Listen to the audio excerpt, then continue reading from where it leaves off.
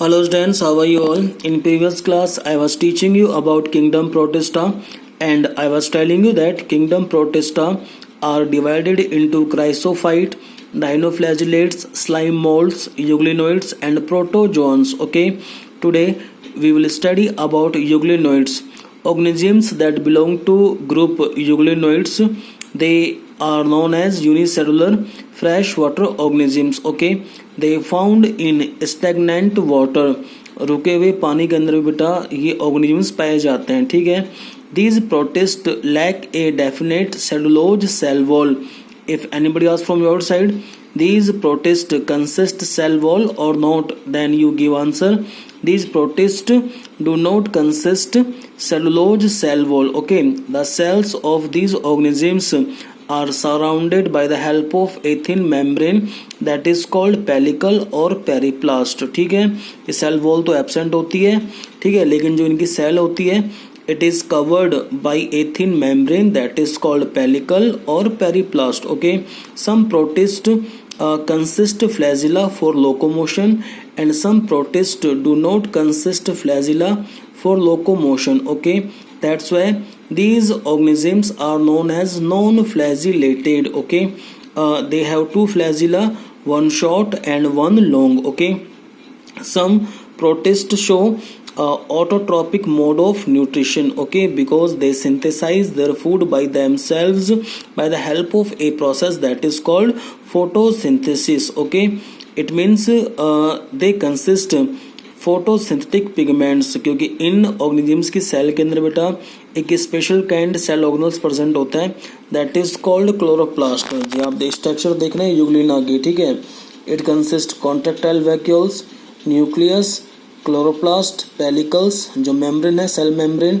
ठीक है, और फ्लैजिलम फॉर लोकोमोशन. ओके, तो यानी कि जब क्लोरोप्लास्ट प्रेजेंट है then we can say that in chloroplast some photosynthetic pigments are present. Okay, and these photosynthetic pigments are chlorophyll A, chlorophyll B, beta carotene and xanthophylls. Okay, these organisms show photosynthesis process in the presence of sunlight and in the presence of photosynthetic pigments. Okay, some हम कह सकते हैं कि some protist, ठीक है, जो some euglenoids होती हैं, ठीक है, और parasites. ठीक है, because they show parasitic mode of nutrition. ठीक है, सभी शो नहीं करती हैं autotrophic mode of nutrition.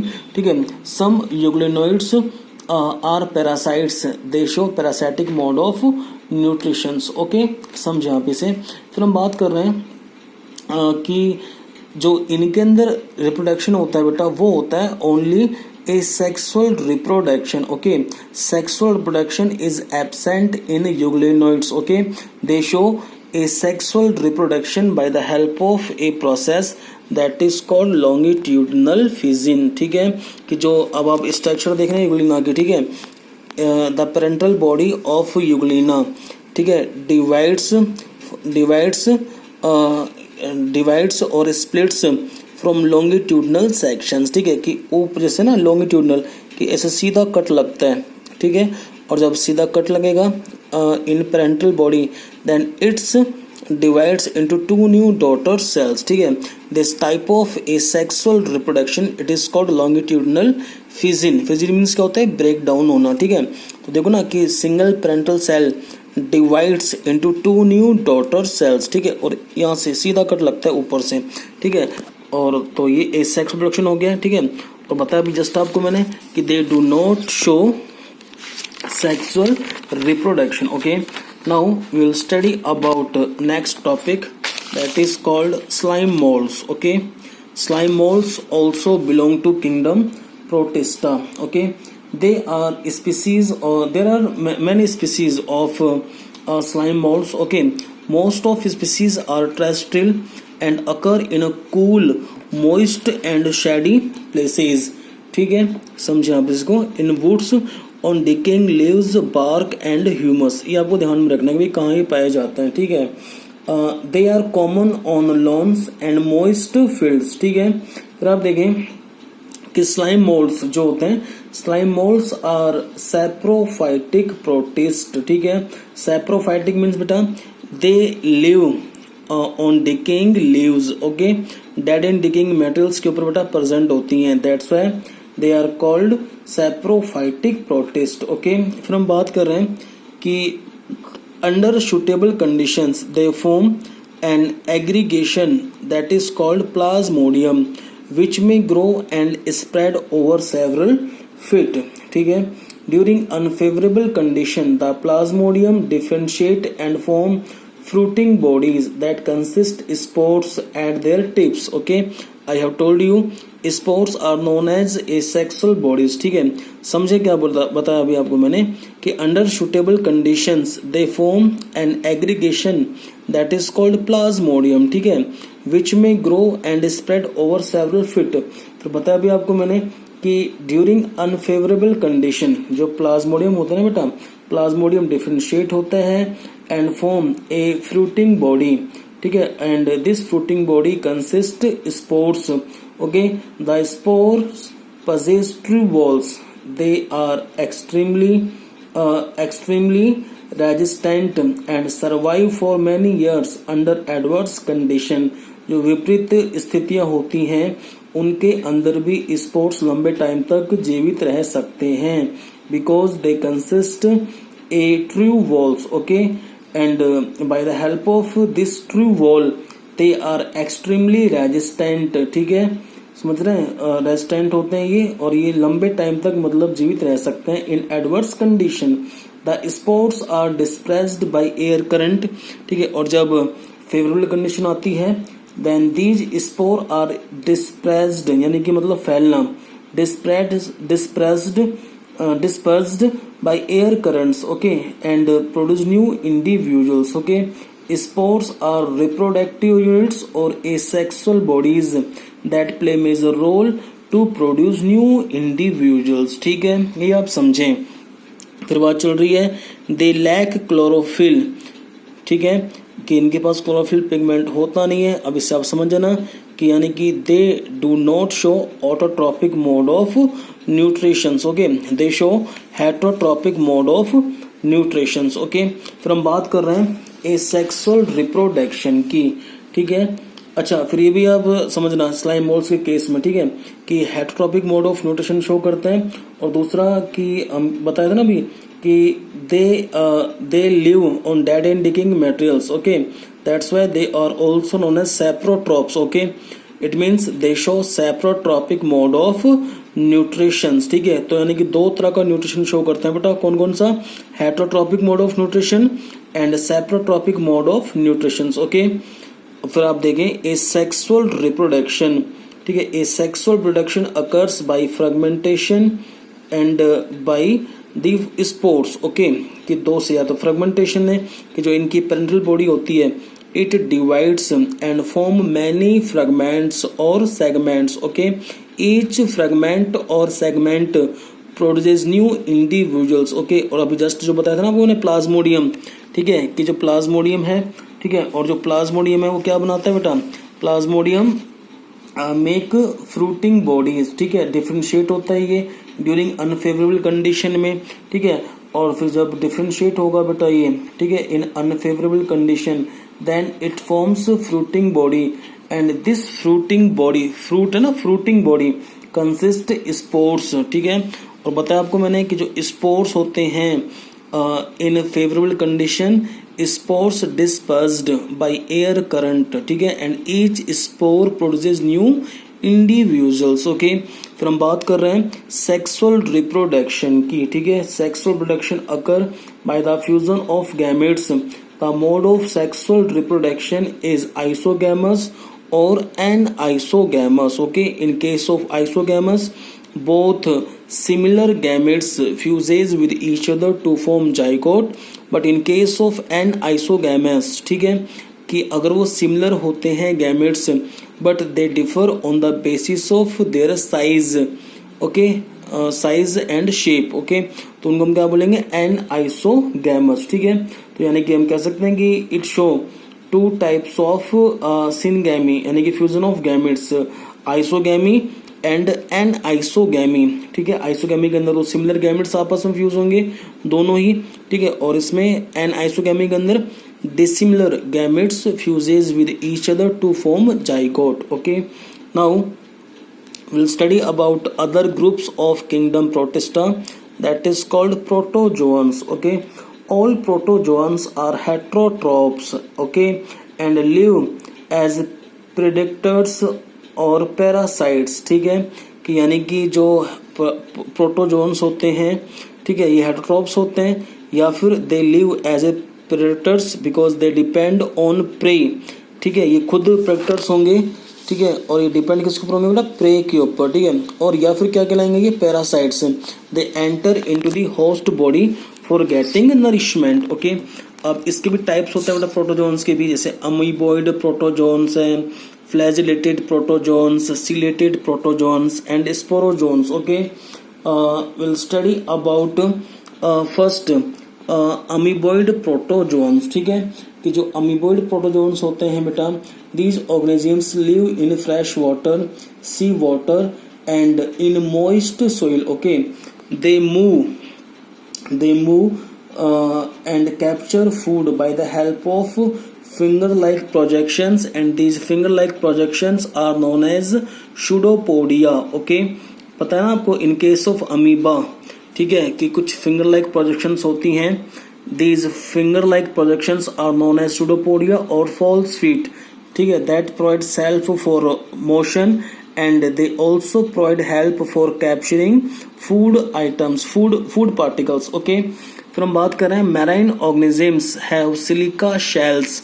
Shells means layer on their surface. ठीक है, कुछ जो अमीबॉइड प्रोटोजोन्स होते हैं उनमें से एक आ रहा है बेटा Entamoeba histolytica. Okay, Entamoeba histolytica is an example of parasite, endoparasite. Okay, when it enters into human's body, then it causes one disease that is called amoebic dysentery. ठीक है, इसके हम डीपली स्टडी करेंगे बेटा higher classes के अंदर. ठीक है, फिर हम बात कर रहे हैं सेकंड फ्लैजिलेटेड प्रोटोजोन्स. ओके, नाम से आपको लग रहा होगा जब फ्लैजिलेटेड बोला है तो यानी कि they consist flagellum for locomotion. Okay, तो क्या होता है? Flagellated protozoans are free living और पैरासाइट्स. ठीक है, ये भी या तो फ्री लिविंग होंगे या पैरासाइट्स होंगे. ठीक है, अब पैरासाइट्स का एक एग्जांपल है इसमें ट्रिप्नोसोमा. ओके, ट्रिप्नोसोमा, ठीक है, causes one disease that is called sleeping sickness. ठीक है, समझ रहे हैं आप इस चीज को. फिर हम बात कर रहे हैं सीलिएटेड प्रोटोजोन्स की. ठीक है, they have cilia on cell surface. Okay, means they have many thin thread-like structures on cell surface. These thin thread-like structures are known as cilia. By the help of cilia, they capture food particles or prey, and by the help of cilia, they show locomotion. Okay, example दूंगा आपको paramecium का. ये आप structure देख रहे हैं बेटा, किसके स्ट्रक्चर है? पैरामीशियम की. ठीक है, अब जो पैरामीशियम बेटा it show perpendicular locomotion by the help of cilia. ठीक है, अब पता ना दो काम होते हैं सीलिया के, एक तो ये लोकोमोशन में हेल्प करती है, दूसरा इट कैप्चर प्रे और फूड पार्टिकल्स. ठीक है, और प्रे को पकड़ने के बाद, ठीक है, these food particles enter into the body of paramecium through gullet और गट. ठीक है, यानी कैविटी होती है गुलेटी. ठीक है, that opens to the outside of the cell surface. ठीक है, आउटसाइड मतलब बाहर की तरफ खुलती है ये. ठीक है, और इसके थ्रू जो फूड पार्टिकल्स होते हैं वो अंदर एंटर होते हैं into the body of paramecium. ठीक है, फिर हम बात कर रहे हैं कि जो पैरामीशियम होती है बेटा इट शो ट्रांसवर्स बाइनरी फिजिन. ठीक है, कि जो इसकी पेरेंटल बॉडी होती है ना, इट स्प्लिट फ्रॉम सेंटर. ठीक है, कि ये यहाँ से जैसे कट हो गया तो इसको हम क्या बोलेंगे? ट्रांसवर्स फिजिन. ठीक है, फिर जैसे 1 और 2 जब इसकी बॉडी स्प्लिट होती है, बीच में से कट होती है, ठीक है, डिवाइड होती है, then single parental body produces 2 new individuals. ठीक है, this type of a sexual reproduction is known as transverse fission. Okay, और next topic is sporozoans. Okay, जो स्पोरोजोन्स होते हैं ये थोड़ा समझ लेना.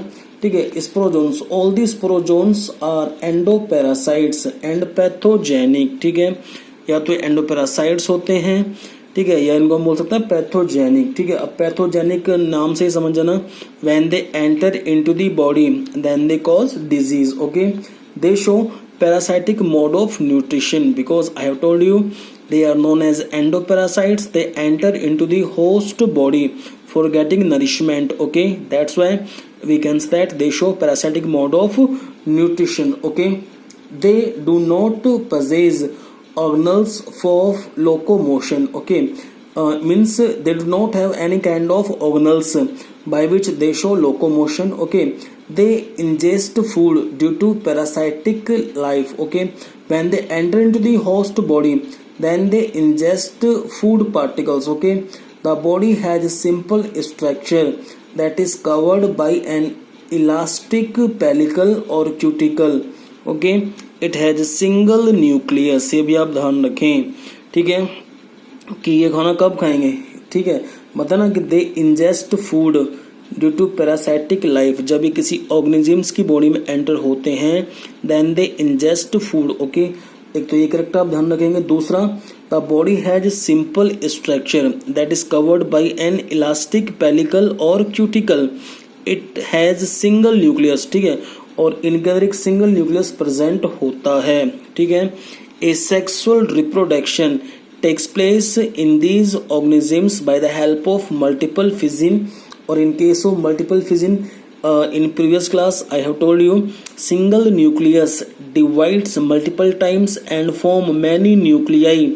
When each nuclei is surrounded by the help of cytoplasm then it forms spores. तो इससे बहुत सारे spores बन जाते हैं बेटा, clear. And these spores are surrounded by the help of an outer layer that is called cyst. जैसे बताया ना कि जैसे अब ये सिंगल न्यूक्लियस होता है इनके अंदर। ठीक है, फिर मल्टीपल फिजन के दौरान क्या होगा बेटा, this single nucleus divides and form many nuclei. Each nuclei is surrounded by the help of cytoplasm. Now this structure is known as spores. ये भी बहुत सारे स्पोर्स बन जाते हैं. ठीक है, and these spores are surrounded by the help of cyst an outer protective layer. When cyst burst then each spores comes out, okay, and each spore produces new individual, okay, new individual. This type of reproduction is known as multiple fission. ठीक है, तो ये कौन show करता है बेटा, Plasmodium vivax. ये आप ध्यान रखना, प्लाज्मोडियम वाइवैक्स, ठीक है, जो कॉज करता है मलेरियल डिजीज. ठीक है, sexual reproduction also takes place by the fusion of gametes and form zygote. ठीक है, कि जो प्लाज्मोडियम वाइवैक्स होता है बेटा, पहले तो क्या करता है इन ह्यूमंस बॉडी, उसके लिए दो होस्ट चाहिए बेटा उसको अपनी लाइफ साइकिल कंप्लीट करने के लिए. ठीक है, first human body and second mosquito's body. Okay, सुना होगा ना आपने कि when female anopheles mosquito bites to healthy person, that Plasmodium vivax enter into healthy person's body because Plasmodium vivax named protozoa live in the salivary glands of female Anopheles mosquito. Okay, तो दो घर हैं इसके Plasmodium vivax के. एक घर तो क्या है बेटा, female mosquito, female anopheles mosquito. दूसरा घर कौन सा है, ह्यूमंस की बॉडी. ठीक है, अब लेकिन जो ह्यूमंस की बॉडी में a sexual stage completes in the human body. Okay, but sexual stage it completes in mosquitoes body. ठीक है, क्योंकि ह्यूमंस की बॉडी में जो मल्टीपल फिजन होता है ना, वो होता है इनटू द लिवर सेल. ठीक है, और फिर आरबीसी के अंदर क्या होगा, आरबीसी के अंदर चलता है एक process that is called gametogenesis by which male and female gametocytes are formed. Okay, फिर जब उस इन्फेक्टेड पर्सन को फीमेल एनोफिलीज बाइट करेगी तो उस फीमेल एनोफिलीज मॉस्किटो की बॉडी में दोनों male and female gametocytes enter हो जाएंगे. ठीक है, अब क्या होगा, in the intestine of female mosquito. ठीक है, sexual reproduction takes place and during sexual reproduction both male and female gametocytes fuses with each other and form a complete egg cell that is called zygote. ठीक है, समझ रहे हैं, ये आप पढ़ेंगे बड़ी क्लासों में. ठीक है, लेकिन आप समझें, अभी आपको नॉर्मली समझना है. ठीक है, कि जो प्लाज्मोडियम वाइवैक्स है It show two types of reproduction, asexual and sexual. Asexual reproduction occurs in a human body, in a liver cell, ठीक है, and sexual production occurs in a mosquitoes body, ठीक है, समझ रहे हैं आप इस चीज को। ओके, अब हम जो नेक्स्ट है बेटा हमारा टॉपिक होगा किंगडम फंगी, ठीक है, और about kingdom fungi will study in next class. Okay, thank you.